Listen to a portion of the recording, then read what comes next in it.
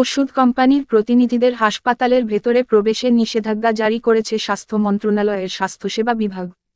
সরকারি ও বেসরকারি হাসপাতালের চিকিৎসা সেবা উন্নয়নের লক্ষ্যে এমন 10টি নির্দেশনা জারি করেছে মন্ত্রণালয়।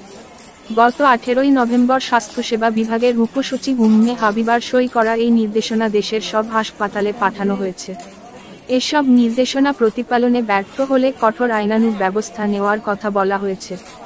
উল্লেখ্য, গত দিনগুলোতে সারিয়াকান্দি উপজেলা স্বাস্থ্য কমপ্লেক্সে এই চিত্র দেখা গিয়েছে।